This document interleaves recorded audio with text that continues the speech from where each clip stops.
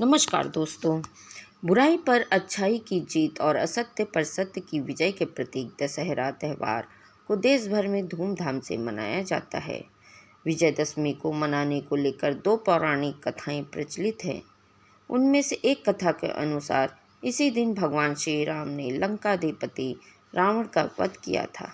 जैसा कि हम जानते हैं कि रावण का विवाह मंदोदरी के साथ हुआ था, तो आइए मंदोदरी के पूर्व जन्म की कहानी बताते हैं। एक श्राप की वजह से मेंढक बन गई थीं। यह श्राप उन्हें माता पार्वती द्वारा दिया गया था। आइए जानते हैं मंदोदरी के मेंढक बनने और उसके बाद लंकाधीश रावण से होने वाले विवाह की कथा। लंकापति रावण और मंदोदरी के विवाह के बारे में तो सभी जानते हैं, लेकिन कम ही लोगों को यह मालूम है कि रावण से विवाह के पूर्व जन्म में मंदोदरी मेंढक थी। उन्होंने यह रूप माता पार्वती के श्राप की वजह से मिला था। पौराणिक कथा के अनुसार एक बार मधुरा नाम की अप्सरा घूमते हुए कैलाश पर्वत पर पहुंच गई।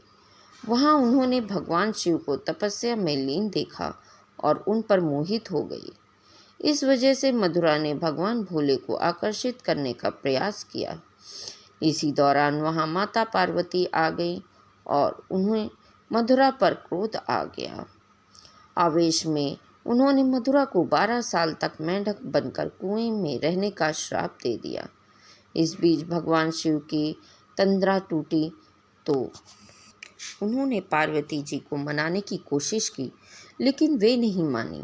उन्होंने मधुरा से कहा कि वह अपना श्राप तो वापस नहीं लेंगी, लेकिन अगर वह कठोर तप करती है तो अपने वास्तविक रूप में वापस आ सकती है। माँ पार्वती द्वारा दिखाए गए मार्ग के बाद मधुरा ने लंबे वक्त तक कठोर तप किया। इस दौरान असुरों के देवता मायासुर और उनकी अप्सरा पत्नी हेमा भी पुत्री प्राप्ति के लिए तपस्या कर रहे थे। उधर अपने कठोर तप की वजह से मधुरा माँ पार्वती के श्राप से मुक्त हो जाती है और कुएं से बाहर निकालने के लिए आवाज़ देती है। एक दिन मायासुर अपनी पत्नी के साथ गुजरते हैं तो उन्हें मधुरा की कुएं से आवाज़ सुनाई देती है और वे उसे बाहर निकाल लेते हैं। वे दोनों मधुरा को बेटी के रूप में गोद ले लेते हैं।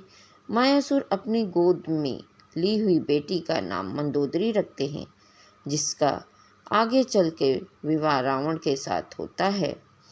और दूसरी पौराणिक कथा के अनुसार एक बार लंकापति रावण मायासुर से मिलने के लिए उनके घर पहुंचा।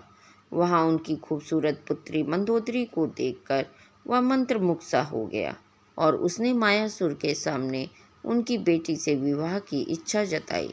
हालांकि मायासुर को यह रिश्ता पसंद नहीं था, इस वजह से उन्होंने इसे ठुकरा दिया, लेकिन रावण नहीं माना और उसे बलपूर्वक मंदोदरी से विवाह किया।